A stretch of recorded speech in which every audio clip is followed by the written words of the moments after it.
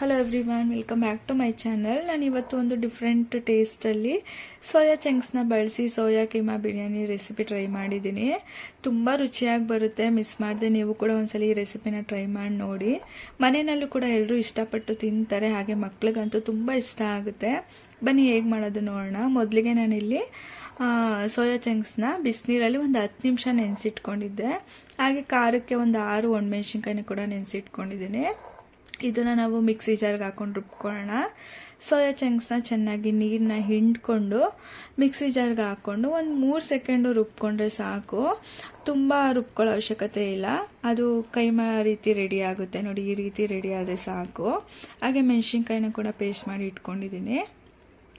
ಈಗ ಕುಕ್ಕರ್ಗೆ ಒಂದು ಸ್ವಲ್ಪ ಎಣ್ಣೆ ಹಾಕೊಳ್ಳೋಣ. ಎಣ್ಣೆ ಚೆನ್ನಾಗಿ ಕಾದ್ಮೇಲೆ ಅದಕ್ಕೆ ನಾನಿಲ್ಲಿ ಬಿರಿಯಾನಿ ಸ್ಪೈಸಸ್ನೆಲ್ಲ ಹಾಕ್ಕೊತಾ ಇದ್ದೀನಿ. ಜೊತೆಗೆ ಒಂದು 2 ಪಲಾವ್ ಎಲೆ, ಹಾಗೆ ಒಂದು 2 ಈರುಳ್ಳಿನ ಕೂಡ ಉದ್ದುದಕ್ಕೆ ಕಟ್ ಮಾಡಿ ಸೇರಿಸ್ಕೊಂಡಿದ್ದೀನಿ.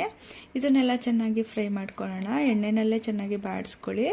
ಅದು ಈರುಳ್ಳಿ ಎಲ್ಲ ಸ್ವಲ್ಪ ಫ್ರೈ ಆದಮೇಲೆ ಅದಕ್ಕೆ 1 ಸ್ಪೂನು ಶುಂಠಿ ಬೆಳ್ಳುಳ್ಳಿ ಪೇಸ್ಟು, ಇದು ಕೂಡ ಹಸಿ ಸ್ಮೆಲ್ ಹೋಗೋವರೆಗೂ ಫ್ರೈ ಆದಮೇಲೆ ಇದಕ್ಕೆ ನಾನಿಲ್ಲಿ ಕಟ್ ಮಾಡಿ ಇಟ್ಕೊಂಡಿರೋ ಅಂಥ ಪುದೀನ ಕೊತ್ತಂಬರಿ ಸೊಪ್ಪು, ಹಾಗೆ ಒಂದು 2 ಟೊಮೆಟೊ ಕೂಡ ಸಣ್ಣ ಕಟ್ ಮಾಡಿ ಹಾಕ್ಕೊಂಡಿದ್ದೀನಿ.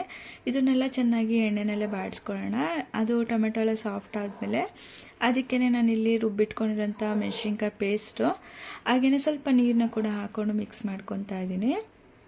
ಈಗ ಇದು ಒಂದು 2 ನಿಮಿಷ ಚೆನ್ನಾಗಿ ಎಣ್ಣೆ ಬಿಟ್ಕೊಳ್ಳೋವರೆಗೂ ಫ್ರೈ ಆದಮೇಲೆ ಅದಕ್ಕೆ ರುಬ್ಬಿಟ್ಕೊಂಡಿರೋಂಥ ಸೋಯಾ ಚಂಕ್ಸು, ಹಾಗೆ ಒಂದು ಅರ್ಧ ಕಪ್ಪು ಮೊಸರನ್ನ ಕೂಡ ಹಾಕ್ಕೊಂಡು ಮಿಕ್ಸ್ ಮಾಡ್ಕೊಳ್ಳೋಣ. ಜೊತೆಗೆ ಒಂದು ಸ್ವಲ್ಪ ಅರಿಶಿನ ಪುಡಿ, ಹಾಗೆ ಒಂದು ಸ್ವಲ್ಪ ಧನಿಯಾ ಪುಡಿ, ಒಂದು ಸ್ವಲ್ಪ ಜೀರಿಗೆ ಪುಡಿನ ಕೂಡ ಹಾಕ್ಕೊಂಡು ರುಚಿಗೆ ಸ್ವಲ್ಪ ಉಪ್ಪು ಹಾಕ್ಕೊಳ್ಳಿ.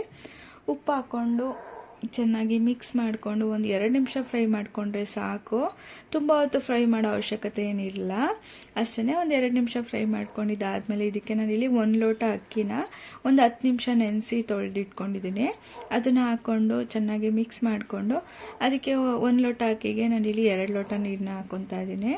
ಇದನ್ನೆಲ್ಲ ಚೆನ್ನಾಗಿ ಮಿಕ್ಸ್ ಮಾಡಿಬಿಟ್ಟು ಒಂದು ಕುದಿ ಬರೋವರೆಗೂ ವೆಯ್ಟ್ ಮಾಡೋಣ. ಅದು ಒಂದು ಕುದಿ ಬರ್ತಿದ್ದಂಗೆ ಅದಕ್ಕೇ ಒಂದು ಸ್ವಲ್ಪ ಕಸೂರಿ ಮೇಥಿ, ಹಾಗೆ ಒಂದು ನಿಂಬೆಹಣ್ಣು ರಸನ ಕೂಡ ಹಾಕ್ಕೊಂಡು ಮಿಕ್ಸ್ ಮಾಡಿಕೊಂಡ್ರೆ ಆಯಿತು. ಮಿಕ್ಸ್ ಮಾಡಿಕೊಂಡು ಕುಕ್ಕರ್ನ ಮುಚ್ಚಿ ಒಂದು 2 ವಿಜಿಲ್ ಕೂಗಿಸ್ಕೊಳ್ಳಿ ಸಾಕು. ಹಾಗೆ ನೋಡಿ, ತುಂಬ ರುಚಿಯಾಗಿರೋವಂಥ ಬಿರಿಯಾನಿ ರೆಡಿ ಆಯಿತು. ಒಂದ್ಸಲ ಈ ರೀತಿ ಟ್ರೈ ಮಾಡಿ, ಮಿಸ್ ಮಾಡಿದೆ. ಟೇಸ್ಟ್ ಅಂತೂ ತುಂಬ ಚೆನ್ನಾಗಿ ಬರುತ್ತೆ. ಹಾಗೆ ಈ ವಿಡಿಯೋ ನಿಮ್ಗೆ ಇಷ್ಟ ಆಗಿದ್ರೆ ಪ್ಲೀಸ್ ಲೈಕ್ ಮಾಡಿ, ಹಾಗೆ ನಿಮ್ಮ ಫ್ಯಾಮಿಲಿ ಫ್ರೆಂಡ್ಸ್ಗೂ ಕೂಡ ಶೇರ್ ಮಾಡಿ, ಆಯಿತಾ? ಹಾಗೆ ನನ್ನ ಚಾನಲ್ ಸಬ್ಸ್ಕ್ರೈಬ್ ಮಾಡ್ಕೊಂಡಿಲ್ಲ ಅಂದರೆ ಪ್ಲೀಸ್ ಒಂದು ಸಬ್ಸ್ಕ್ರೈಬ್ ಮಾಡಿಕೊಂಡು ವಿಡಿಯೋಸ್ನ ನೋಡಿ. Thank you.